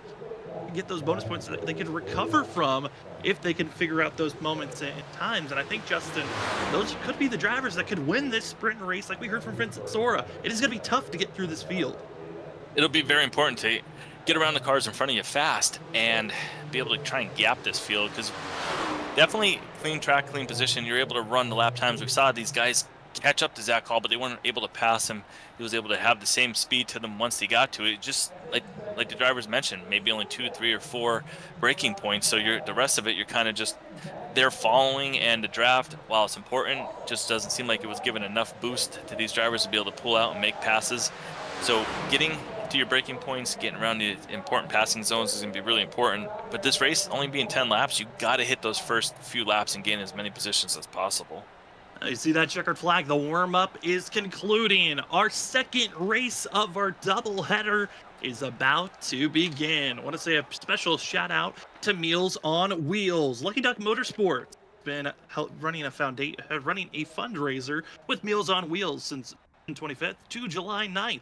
We've had the link down in our description videos during our Daytona race. If you'd like to go donate, you still can. Head over to Meals on Wheels. Meals on Wheels is the leading organization supporting more than 5,000 community-based programs across the country as they are focusing on addressing senior isolation and hunger. Go be providing funds to help leadership, education, research, and advocacy support for Meals on Wheels to empower your local members' programs to strengthen their communities, one senior at a time. Contribute today. Help at delivering meals for those in need. Thank you so much to Meals on Wheels. For Meals on Wheels, yes, excuse me for that. As we go take a look at our starting grid, now there's been a lot of drivers that have been leaving the session. They've remembered there's a second race here tonight, but we'll see who's going to be the true lead driver as our front-running drivers. I'll try to do a rundown for us as we do not have the grid for it. But it's going to be Mike Tellier, expected to be the lead driver, but he did not race the first race, so he most likely won't run this one. Expected to see Justin Forbes. Row number 2, we find Anthony Gaudio and Matthew Rodriguez. There's your second row. Back to row number 3, we find Shane Terrian and Tom Bourne from Sky Motorsports. Back in row number 4 in 7th and 8th place. Ben Kinney has already left. It's going to leave just the lone driver of Christopher Norris. Then behind Christopher Norris, we'll find Ollie Fonseca in 9th. 10th place was supposed to be Christopher Wade, but he's as well has left. Behind them, we'll find the 68 of Jared Hughes and the 56 of Richard Wolsifer in 11th and 12th place. Behind them, going to be Bronson Stafford. Tyler Dangler has also left the session, but he might be starting in pit road like he's done in the past. Behind the 61 will be his teammate, Matt Meir in 15th. Dakota Moniz in 16th. Then in 17th, it's the 12 of Medlin and the 58 of Carl Pooler. Behind them, going to be in 19th position, will be the 7 of Douglas Newbigging, and in 20th, it's the 25 of Cody Reed. Down in 21st position, we find Danny Cochran in the 2, and Aaron Smith the 2nd in 22nd position. That could be another driver to watch out for is the 70 Machine. Behind them will be Chris Stitz, also going to be Joshua Kanata, then GT Rossari, Ryan Ferraro. Trenton Jump will be down in 27th with Cedric Hunter, Brian McCann, Tom Sinchek, as well as John Forbes. We then find Ryan Kelly, Brian Noel, Larry Yingling, Nick Crawford, Edward Sherwood Jr., Drew Jua, Brian P. Johnson, Gavin Rogers, Vincent Sora, and your winner of the main event was Zach Hall. It's a 10-lap shootout. No yellows will be thrown, and the highest finisher gets themselves at least 38 points. We'll see if they grab any more than that, as it will be Anthony Gaudio, Justin Forbes, your lead drivers, expecting the 29 to be the control vehicle on the inside. Who will have the better launch to watch out for? It's going to be a fun one. 10 laps. Can the drivers that won the main event march their way through the field and maybe steal this one? Or we might see another shining star win this bonus race. It's all about bonus points. It's all about positioning. The Meals on Wheels Daytona Squiggle is underway as Anthony Gaudio gets a run. Justin Forbes having a little bit of troubles, but everyone's trying to get to the inside lane as the 4 falls backwards. It's Gaudio up front as everyone else, and oh no, Forbes making hard contact and into the barrier. Trouble for the 4, the rest of the field. They try to scatter their way forward, but it's already a mess. It's chaos, it's calamity. This is what we wanted. This is what we hoped for. The madness begins as everyone is spinning out, and the trouble, Justin, it's here. Everyone scattering and wrecking.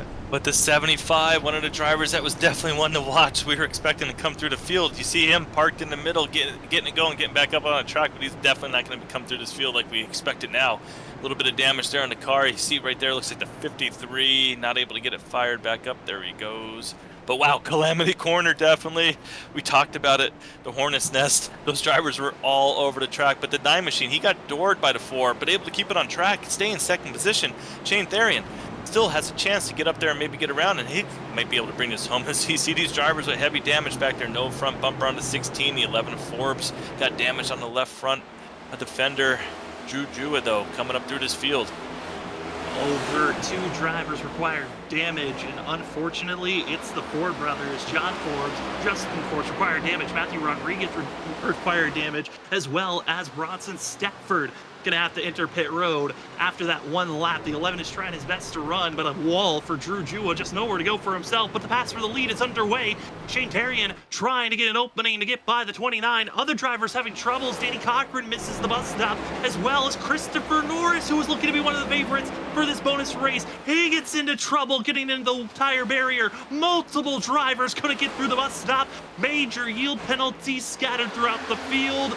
It is just a lot of drivers, a huge mess, and this is looking more chaotic than it was for that first initial race. As still, the challenge for the lead is underway with Anthony Gaudio holding strong over Shane Therian. And also going to be in 3rd place, Tom Borton, Ollie Fonseca, but Cedric Hunter, our biggest mover so far, inside of the top 10, up 21 positions from where he started in this race, with Richard Wolsifer behind him, Trent Jump in 7th, but the biggest mover so far, Drew Jua, and as well going to be Vincent Sora as trouble through turn number 3 of Dakota Moniz that got sent off. But big passes being made by the 77 and the 50 and the 51. They're trying their way to crack into the top 10. Drew Jua has done so, and as well his teammate for the 77 of Douglas Newbigging up to 8th. Oh, there's action all over the track. Just saw another driver there get off course down there in turn 3, going around the U-turn there. But these drivers, they put on a show. But look at this right here, the 32 machine. He's making ground up. We didn't even get a chance to talk to him.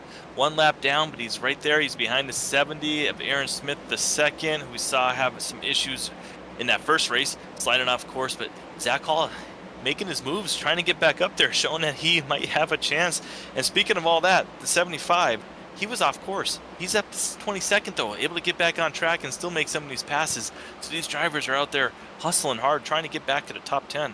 Trying to hustle, but the driver of note, I think, has to be Vincent Sora. He is 8.7 seconds back. Richard Wolsifer is going to be having trouble, as well as Douglas Newbigging go off course. They're on the charge as the 51. And Vincent Sora is up to 8th place for himself. Drivers, though, are battling side by side. This is the action for 4th place. Cedric Hunter, Ollie Fonseca going back and forth between one another. But a huge trouble for Gavin Rogers for the 75 machine and Douglas Newbigging off the exit of the bus stop. Calamity strikes for that field as you're seeing the 75 machine could not survive the beginning troubles and get struck by more bad luck. He's got that heavy damage there on the right front wheel. Replay going to be coming up here very shortly. See what happens. Gets down there into the bus stop. He's going to be right there. Clips into Douglas Newbigging. He was just parked. And he had his troubles for the 7. And Douglas Newbigging is going to go into pit road. Multiple drivers into pit road with required damage. Brian P. Johnson forced into pit road. Edward Shore Jr. required damage. Bronson Stafford, Justin Forbes, Douglas Newbigging, Danny Cochran, Matthew Rodriguez, Gavin Rogers. Ben Kinney calling it a race already. Shocking night all around. And the driver that's loving all this action, Shane Therian, leading the way here tonight after getting by Anthony Gaudio with all that calamity and chaos. It's the 9 The prime evil controllers machine is trying his best to finally get into victory lane this season. It's not the race that he would want to win, but at least the victory he could put on and say, hey, at least I won something so far this season when I felt like I've thrown away multiple chances. And what a surprise win it could be here tonight.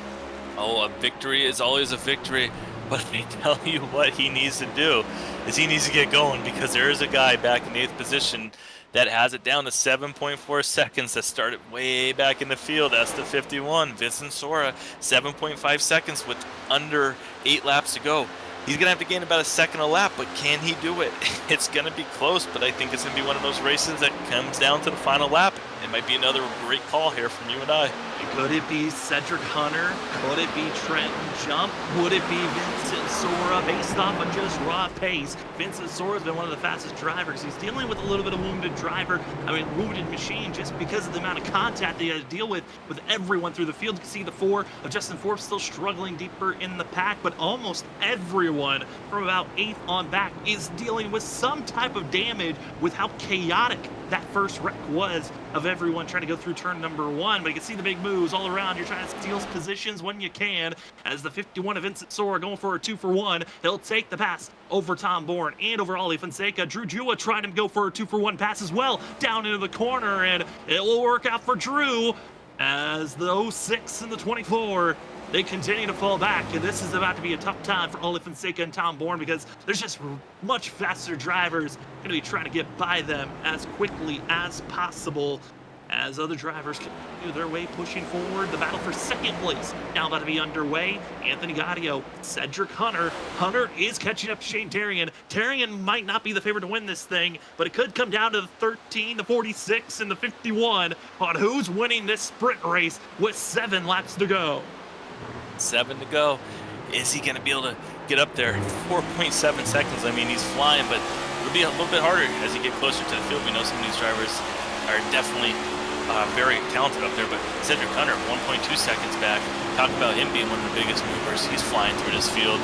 It's going to be really interesting. These drivers all going to be showing their speed coming on this track with 7 to go.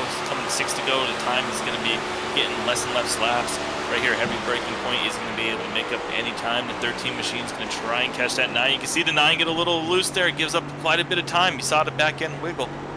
And also fastest lap to Vincent Sora. That's on the back of this group. And excuse me, that's actually Trenton Jump. Vincent Sora trying to close in. Same for Drew Jua. They've been staying attached pretty close to one another. But Trenton Jump, Vincent Sora, I think it might come down to those two, which we've seen both be very strong. And I think back to our Monday night series that Freaky Fast covers at the ISRC Truck Series, and both drivers were probably the top road course drivers, especially at this track. Both have won in the trucks, but here in the next gen, both trying to find that victory of who will take it here at the Daytona road course. Also seeing Douglas Newbegin ahead, having some trouble. We'll see how these 7 will get out of the way. He's just so underpowered. I think it's going to be an easy pass of staying high, and the rest of the field drives on by. But here we go. Top 6 drivers within 4.5 seconds. Top 4, within 2 seconds of one another. And every lap that passes, Shane Terrian's lead gets trimmed away each and every 10th, almost down to a second each lap that passes by. About 5.5 laps to go, and Hunter is there. That needs a good bus stop, and then he'll have a chance to strike for the lead. Strike for the lead. He's right there. I mean, right there, under 0.3 of a second now. But the 51, he's also lurking. Anthony Gaudio right there in 4th position, started on the pole, running great, staying in the top 5, keeping the car clean. Had that engine problem earlier from the accident. Maybe going to salvage a nice top 6, top 7 position here, potentially. She's going to be coming to 5 laps to go, halfway through this race already. The first 5 laps, they flew by with all the action. The next 5 is going to be methodically making sure you're able to get by these cars and get in position. Can't make a mistake, though, with under 5 laps to go. Drew Jua, fastest lap as Cedric Hunter, after crossing the line, takes the lead over the 9 to Shane Terrian. Terrian will just slot into 2nd, and now it's protect as many positions as you can. As we're seeing the 9 again, who slipped up, had mistakes during that first race. And if you can gain and finish inside the top 5, top 10, those are major bonus points that you can put onto your point standings that maybe you were struggling with earlier on, as Cedric Hunter wants to continue to show that he's a strong road course driver as well. Trent Jump, Vincent Sora, I think those are the two drivers I'm keeping my eye on as they could be the favorites to try to win this race if they can get by Shane Terrian quickly. But the lap times, they're starting to equal out. That last lap, it was our third team machine at Cedric Hunter, Jump, Sora, all ran almost identical times. Drew Jua was the outstanding driver who put down, again, that fastest lap of the race. But our top 5 all putting out fast lap times, except for the 9 Shane Terrian that's kind of just trying to stay afloat with all the speed around him. Oh, all that speed around him. Trenton Jump right there. Going to try and make a move here, getting through the bus stop. Looked like Shane got a little wide there. Gets down there on the curbing to 46. He's got a little run here. Is he going to poke out high? Hell no. He's trying to stay behind, get that draft. Maybe make the move here going down in turn 1 right after the start finish line. Utilizing the draft here to his advantage. Maybe try and get underneath the 9. Yeah, looks like he pushes him up a little bit, Sam. Gets him out of the way. Try to get a little bit of bump draft. It was almost completely wrong. And give the opening to the inside. And Trent Jump will be able to make that pass. And that last lap, fastest driver of our top 5 was Drew Jua once again.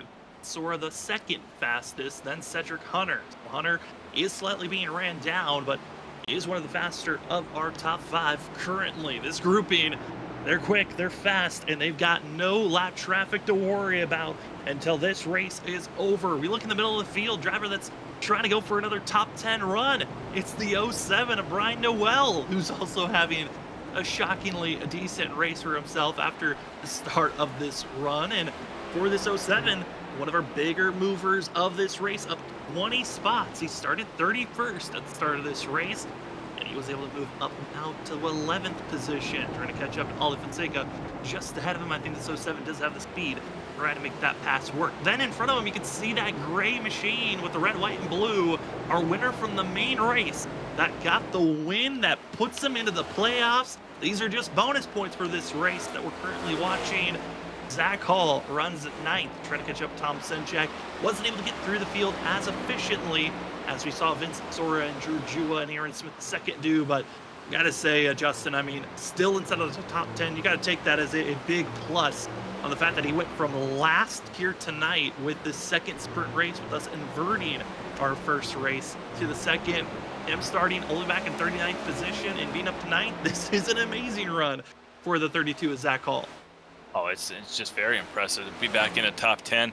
I mean, he probably took it a little cautious there on the restart, not wanting to get caught up in too much stuff. Looked like maybe Vincent Sora was able to get through all that. They started alongside each other. Vincent Sora about 7 seconds ahead of Zach Hall, but still, Zach Hall putting on a great show coming through here as we're now with 3 laps to go. And speaking of Vincent Sora, he's looking to make the move here on the number 9 machine if he can get around, which looks like he's going to right now, and so will Drew Jua potentially. Can these two put anything on for Trenton Jump and Cedric Hunter? We're going to have quite a battle, I think, here. You enjoyed the end of that main race. It almost came down to a side-by-side finish to the line. We might have another one in the books for us here this evening. Cedric Hunter has had a couple of bumps, has been tapped by Trenton Jump. Jump wants to make this pass quickly, recognizing Sora is almost a second behind, and when he hits the draft, he's gonna catch up even quicker. Almost another tap going into turn number 7, now trying to exit it onto the oval stretch. And Cedric Hunter's back bumper is going to be ripped apart and gone with the amount of pressure Trent Jump is putting on and the amount of taps that have been placed on that Hello Kitty machine. And now going to be another chance into the corners. Again, 2.5 laps to go into the bus stop. Cedric Hunter has to hit the marks and get a good exit and get into defensive mode. He just saw his teammate do a similar action of just defend, protect the inside lane, and you have a chance to win this race. But you also have much faster drivers behind this 13. Jump wants a chance to redeem himself.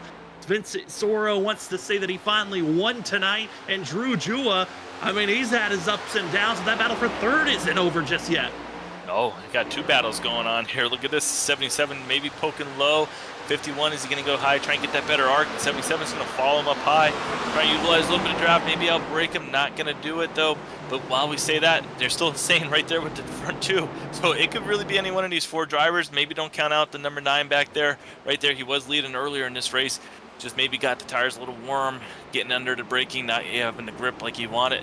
But we have a battle here for sure. Cedric Hunter under pressure. Trenton Jump right there behind him. 13 is going to be having to play defense for the next 1.5 laps here to bring home this victory. So we're on board with them right here. You're going to see go over the rumble strips, get on the braking right here. Don't want to lock up any tires. Does not do it. Doesn't give Trenton Jump a chance. You see a little puff of smoke though, as I say it, just a small amount. Gets Trenton Jump right there, Sam.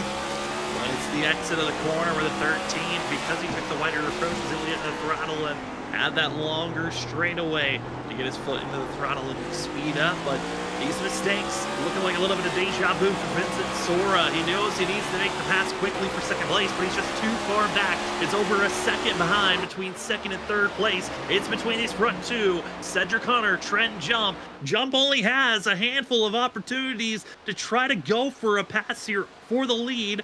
Is going to be the first of maybe 4 chances. Coming up to the white flag, right to that back bumper, doesn't give the contact. He stays close, but goes a little bit wide through the center of the bus stop. Cedric Hunter able to pull away. It's almost up to a half a second as they get up to full throttle.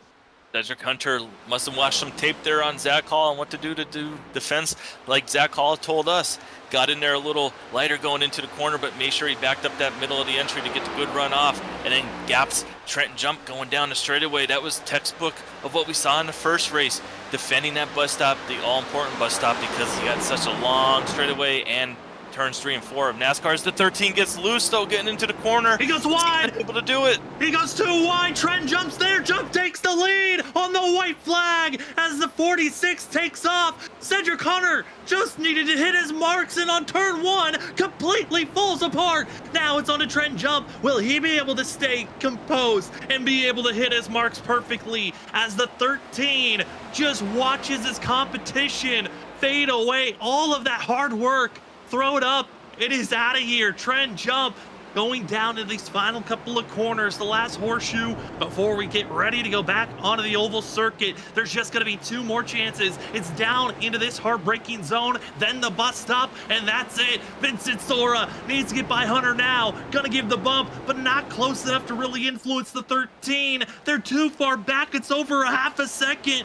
Trent Jump, don't make a mistake at the bus stop, and you find yourself into victory lane and maximizing those bonus points. But again, the bus stop's been a tricky spot. We've seen yield penalties before. You have to be quick, but you can't make a mistake. You got a half a second to work with here for the 46. Hits the braking zone, down into the first curve, hits the second, down into the third. He can't cross over too far, and Trent Jumps perfect. He hits his marks, but Cedric Hunter has the better run. The 13 trying to utilize the draft, but he's not close enough. The draft isn't helping enough. Trent Jump for the sprint race, 10 laps to stay in front of the field. He looked for the mistake, he grabbed it, and he didn't look back. The 46 of Trent Jump, victory lane for the sprint here this evening.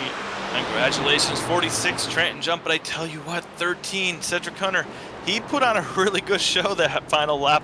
I thought he was going to get back by him. I thought the 46 was going to just walk away, but Cedric Hunter, he really got through that final bus stop and had a chance, but just not enough. Trenton Jump there celebrating, great earned win, coming back from that first race where he had some issues, getting the win tonight. That'll help him with those bonus points going forward. It certainly will, and what a run for the field. What a unique circumstance that we put these drivers in. Again, that first race, it was the true, official normal points drivers were going for, bonus points, your normal positioning points. The sprint, 10 laps, invert the field from where you finished after that first race to where we were tonight of seeing Trent Jump. Had to move and be 24 positions up from where he started. Cedric Hunter had to move up 24 positions as well. Drew Jua moved up 32 points to finish third, and Vincent Sora up 34 positions from where he started this race. A lot of hard passes, a lot of luck. And our top 4, what a run for themselves. But for us here tonight, we will step away. When we come back, we'll talk to our top 3 and a spotlight driver from our sprint race. Back right after this.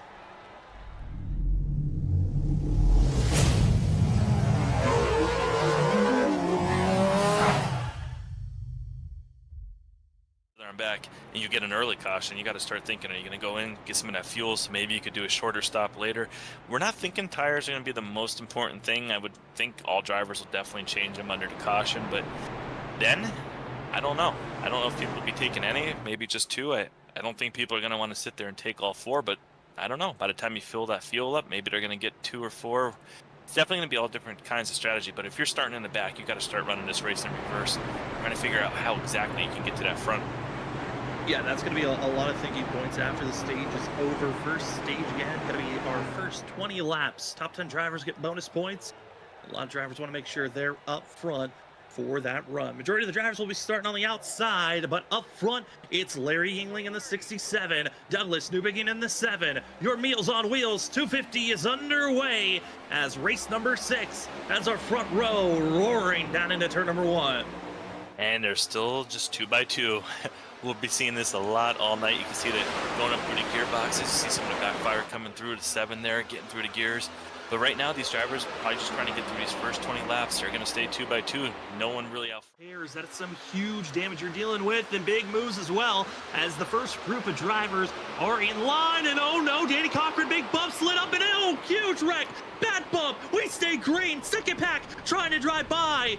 And oh my goodness, once again, a bad bump, more drivers in the grass. That's going to be Joshua Kanata. Behind him is also going to be Matt Meir and plenty of others with just a huge calamity. Everyone slows down. We stay green and still 6 laps to go in the stage.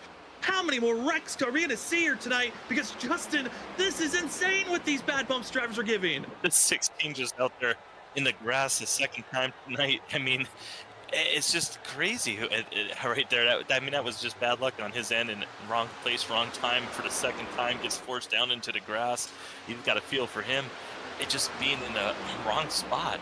These drivers are just making such aggressive moves. I mean, it seems like they're racing like there's 2 laps to go, and they have to understand there's still over 80 laps to go in this race of racing. You got to get to the end to be able to survive. I mean, look how this field is thinned out. You got about 7 drivers right now in the front pack, and then there's multiple small packs throughout the rest of the field.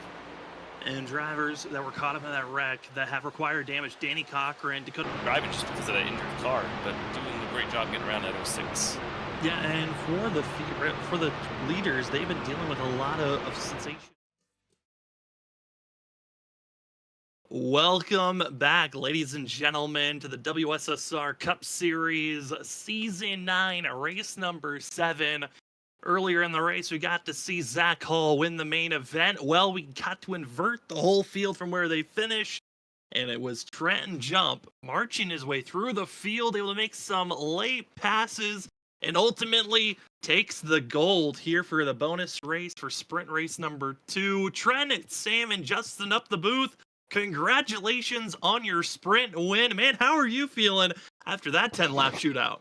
Man, it don't count for nothing, but it still feels pretty good. We got smoked on the first lap and got pretty much turned into a fidget spinner through the S's, but luckily got it pointed back straight and got back on the track, and then just picked them off one by one. Hey, Trenton, congrats on that win. I mean, you pretty much did it right there on the last lap. What did you see out of your window when you were coming in there with Cedric Hunter right in front of you? What did you see? You saw him probably get a little loose, and then you knew you had to make that move right there? Yeah, see, he told me he braked early, but I braked later, and I don't really know. I thought he braked later than me, and that was the latest I had braked all race. So I could feel the pedal modulating, and I was like, it's right on the edge of lockup. And then I saw him still going faster than me. I'm like, there ain't no way. And I watched him missed it, but I was trying just to get close to him in turn 1 to set up a pass to the infield. And if I was gonna get to him, I was gonna move him. But I guess free 99. That's all I can say. Well, I mean, Trent, you certainly had an eventful night. Missed out on a qualifying. Qualifying just did not go your way. And then you had to march your way through the field in the first race and through the second race. Do you feel like that's kind of how your season's been, where you're just having to march through the field and get the finishes that you can get? I was doing a lot of screaming. A lot of censored words came out of my mouth during qualifying in the first 3 laps of the first race. I really didn't want to repeat to Long Beach, which I didn't qualify, and had to drive through the field. And because of that, it got so spread out where I just couldn't catch anybody else. And that's what happened in the first race. Plus, I had nose damage, and I kept right as I was getting back to the trial, it would get right on the edge of going red, overheating. So, and then I was down on straight line, and just by the time I got back up to where I was so far back from anybody else. I wish the first race was about 10 laps longer, so we had to pit or something. But it was still fun. I know some guys are mad and upset, but I like leagues that do stuff a little bit different, and I enjoyed it. It certainly was a fun gimmick race for us of the booth to call. But Trent, before we let you go, floor's now yours for any shout out. Yeah, just want to thank the admins for letting me come and run in here. You guys at Freaky Fast for broadcasting this deal. You guys, best of the business. I love watching all the broadcasts when I get to go back and watch my wins. I thank teammates, but none of them will sign up at Armadillo Motorsports. I want to thank Justin at Justin Teal Designs for painting this beautiful car I get to drive every week. Well, that will be the 46 machine of Trent Jump taking your sprint win here tonight. Congratulations, Trent, on the victory and getting those bonus points. And good luck next week. Sounds good. See you boys later. As we move down to second place in our sprint race, a driver that's probably thinking other feelings than what our race winner for this sprint race was, Cedric. We got to hear from Trent about the fact that it felt like he braked a little bit later than you did, but you just kept on drifting forward. What happened there on that final lap, coming to the final lap there? Yeah, man, I got such a good run to the bus stop, and then I had kind of built out like a half a second gap to him, and my teammates were like, just take it easy, just no pressure, and I was like, perfect, I'm gonna lift a little bit earlier, and I think that because I lifted slightly earlier, I just didn't get on the brakes as hard as I had to, and so I don't know, like I got really really loose on entry to turn one, and I had to like it snapped, so I had to save it, and then I ran wide, which kind of just handed it there, and I felt like I kind of put a decent lap together on the last lap, and I got there. Just unfortunately, I guess wasn't close enough. Didn't have enough draft. He did a good job, I guess, to break the draft. So he was there at one point. I thought as soon as I passed uh, the 9 car, that for sure, it was going to be probably an easy win. I saw Vinny was coming through the field, and so was Jua, and I figured that eventually they were probably going to be my main threat there for the win. I really wasn't expecting Trent to just come back the way that he did. So great job to him. You know, if I had to finish second, I'm glad at least it's not like I'm glad that the win, or if I had to throw, I guess, a win away, I'm glad that it wasn't one that actually mattered for like playoff points and stuff like that. So, if I had to look on the bright side there. Does a great job on a second place finish. Just tell us about the being like restarting here with 10 laps to go, knowing it's such a shootout, and you gained so many positions from where you started. I mean, how'd you navigate through all the traffic? I mean, it was, I think, the second lap into this 10-lap shootout that you flew by so many cars. We were saying how you were one of the biggest movers that quick. Yeah, I don't know. I pulled out my inner Casey Kerwin and just stuck to one line and just screamed out Moses about 15 times while I just drove by every single car that was wrecking there. Somehow passed like 23 cars, I think, in one lap. So, if I'm going to be completely honest, after the first race, I was expecting maybe more. I mean, I was obviously expecting more chaos in the first race because the first race was actually pretty tame, but I wasn't expecting all hell to break, in turn 1 and 2 and 3s. But I got very fortunate, I guess, with the positioning and where I put my car there. I wasn't expecting, honestly, to even be in contention. I figured that my game plan going to that final race was just try and move on, or to try and move through the field as as hopefully as quick as I can, and hold off the likes of the guys that finished on the top 10 there in the first race. And uh, you know, as chaotic as it was, I guess, I'm happy that I was able to profit off of it. I mean, Cedric, I'm just curious from the admin's point of view. I know you guys have to debrief after this, but you personally, what did you feel about this race? I know it was kind of a surprise throw in of let's do a doubleheader type of an event at the road course. How did you feel like as a night it performed? Um, I think the first race again was really good. The start of the second race wasn't necessarily like, obviously it wasn't great when you have half the field, if not more, that wreck out. If we ever do decide to do this again, I think that maybe instead of inverting the whole field, maybe just the top 20, maybe the top 10, there'll be some tweaks to it. Obviously, it was something that we decided to do. Zach shot the idea to us in the off season, and we were all like, "Well, that's really interesting. Like nobody else does that that we know of." So we tried it out. I feel like there's some good things that we could take away from this race, and there's some not so good. So we'll just have to, if we do decide to do this again, a couple tweaks, and and I don't know, maybe doing it on an oval instead of a road course. Like I don't know, there's countless things that we could tweak and change, but overall, not just because of my finish, but like you said, as an admin, uh, we'll have to do debriefing, but just at face value right away, I kind of feel like it was a success a little bit. So I guess we'll see what the general consensus is across the league. I'm sure I'll hear a word from it later tonight. Probably. I know for us in the booth, it was a pleasure and a joy to watch. A lot of action all over the place. But Cedric, before we let you go, the floor is now yours for any more shoutouts. I appreciate it, guys. Huge shout out to you guys. I know it probably wasn't the easiest thing to kind of keep track of because there's a lot of action going on at once. So I'm really looking forward to going back and rewatching this one. Thank you to all the fans out there tuning in.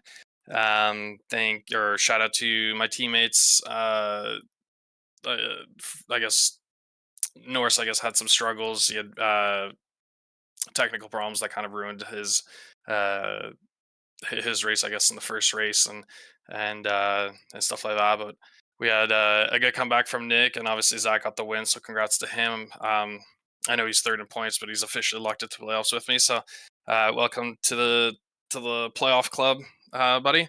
And hopefully heading into the playoffs, I guess in a month or two or whenever it is, we'll have a strong showing and try and go for championship. Well, congratulations, Cedric, on a second place finish in the sprint. Enjoy this one and good luck next week. Thanks, man. I appreciate it. As we move from second place, we head down to third to a driver that up and downs, up in a night as well for himself, but he'll take a third place here this evening. We have the 77 of Drew Jua. Drew, it's Sam and Justin up in the booth. Congratulations on third. I know you were trying to stay up front for most of the night in both races, but man, how are you feeling after the performance you had here tonight? Yeah, I feel pretty good. I mean, I'll take 2 top fives. Was kind of struggling the first race. Felt like I saved my tires up good up until like lap 13, 14. And that's kind of when I started to slide. And I had nothing for that top 3, top 4, and even Aaron. And we were kind of just trying to conserve. And I was surprised with my pace through practice and ended up qualifying 12th. Would have been a little bit better if I didn't get the phantom slowdown that they have in the bus stop now. But we'll take that. And we went through the the heat race at least, and we finished 5th with the Aaron Smith 40-second penalty, and didn't really know what to expect going into that heat feature race. I mean, and we were lucky enough to come out 11th out of lap 1, and had a little bit of an incident with Robert and Doug, and apologies to Doug. I kind of hit him when I locked up, and had a little bit of nose damage throughout that whole feature race. And we ended up getting up to third, and we'll take, like I said, we need the points. We're like 28th or 29th in points, and we need the points as much as we can get to get us closer to the playoffs. So didn't really know what to expect coming into Daytona Road, and we come out with 2 top fives. Drew, congratulations. Like you said, 2 top fives. That gives you great points. Something to build on going to Dover next week.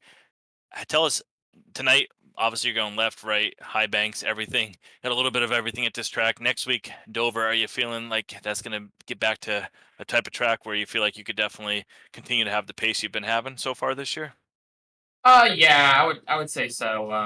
I wish we could go back to Daytona Road and maybe have the same thing happen again. But I'm looking forward to going back to an oval. Not sure what to expect with Dover. I know it's beneficial to save tires there. So just gonna run my own race and hopefully come out with another top 5. Well, Drew, we're always excited to see what you're going to bring out there on track. You're probably one of the funnest drivers with your aggression. Cannot wait to see how you're going to perform these next couple of weeks. But before we let you go, the floor is now yours for any shout out. Oh yeah, shout out to Lucky Dogs, shout out to Nexus, shout out to my friend Jaden for watching, and be back Dover in a week's time.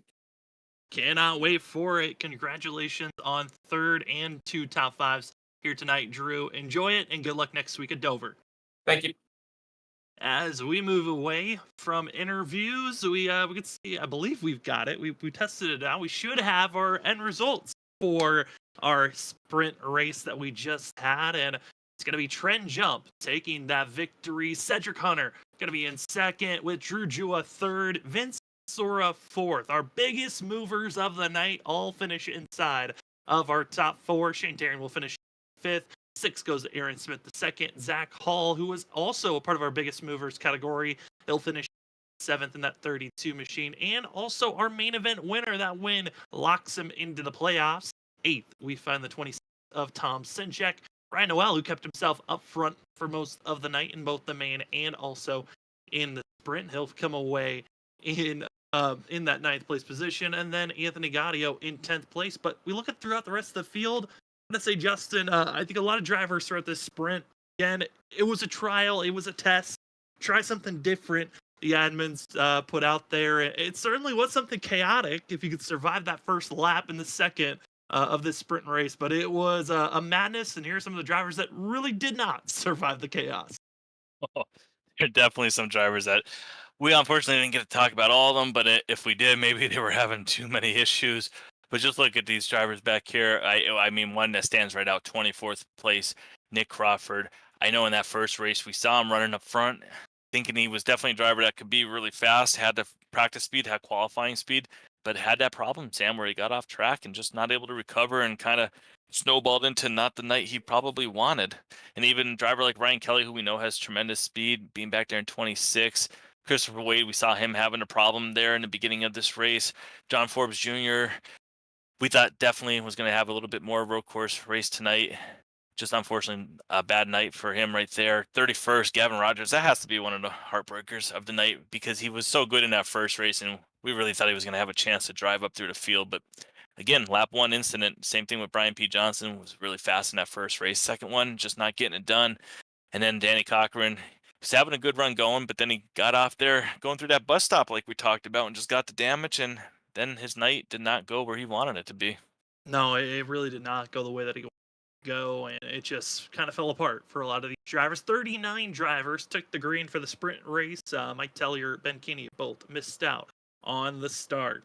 Certainly a wild race overall, but man, this is the type of a race. We talk about how you get to that second half of a season, how it all can change in a blink of an eye, from you having the highest of highs to the lowest of lows, or the lowest of lows to the highest of highs. And with the amount of bonus points that were thrown out here this evening, some of the falling apart moments for some drivers, this could have been the critical race. We thought Daytona was critical. Here tonight, with the amount of points that were given out, this could have been the turning point. We got 5 more races left: Dover, Indianapolis, Chicagoland, Le Mans, and Bristol, who will be making the playoffs. And like I said, Justin, I think after tonight, it's we're going to be seeing a lot of drivers having a different storyline moving forward of how do you make the playoffs. But I do want to say thank you to everyone that joined with us here tonight. I know for the rest of July, we only have the WSSR Cup Series to give you the coverage. All other series that we cover will be coming out in the beginning of August. We are so excited for all the series that we'll be giving you coverage for. We have the ISRC Truck Series coming back, as well as the Shoney's Doghouse Cup Series is back. In exciting news, if you saw on Twitter and on Facebook, here at Freaky Fast Broadcasting, we will be covering Indy cars on Tuesday night. I'm so excited for that personally. I know Robert's a little bit nervous, and we'll be hearing Trevor Earhart in the booth with me. I know it's going to be a fun time for us at least. But for tonight's race, any final words, Justin, before we send it out of here and get prepared for Dover next week? Oh, well, final words. I'm looking forward to Dover. It's one of my favorite tracks, so I'm really excited to get out there and watch drivers run that track. I think with the high banks and how much you could really overdrive the corner if you want and gain that speed, but you pay the price on the long run, it'll be really fun to watch that race next week. It should be quite a decent amount of passing, especially with drivers getting down in fourth gear if they utilize that strategy and try and get the run off the corner. Can't wait. But tonight, I tell you what, I think they really had a nice system here with that 10-lap shootout. The first 20 laps even put on a great show. For a road course, it kept your attention the whole time. These drivers put on a great show, and we had that little treat at the end with that 10-lap shootout, which was just really fun. Certainly was a pleasure to call and watching all the chaos. Also, want to say thank you to Lucky Ducks Motorsports. If you go down in the description, there is a Tiltify link. If you go down the link, you can help donate for Meals on Wheels, who's been the major sponsor for here at Daytona, our last Daytona race 2 weeks ago, and tonight's race for ourselves. Also, we're kind of rusty. I know I am. Being off 2 weeks, not broadcasting. We have ourselves also one final sponsor we want to say thank you to, and that is Trophy Smacks. If you're trying to get yourself a custom trophy or pre-made trophy ring, championship belt, also if you'd like to get your own metal plate called a wall smack, head on over to trophysmack.com, and after you purchase, remember to use the promo code WSSR Smack, 10% off of your purchase. So we want to say thank you so much to Trophy Smack, that has been the trophy provider since Season 4, with first championship rings and now full-blown trophies that a lot of these drivers are setting up for. Who will be hoisting the Season 9 championship?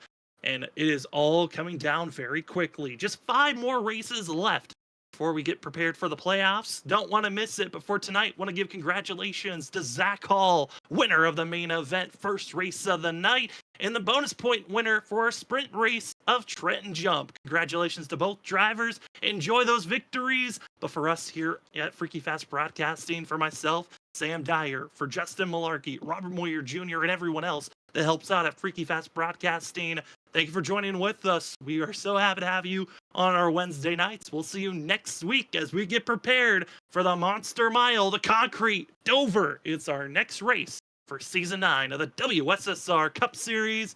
We'll see you then for our next Freaky Fast broadcast.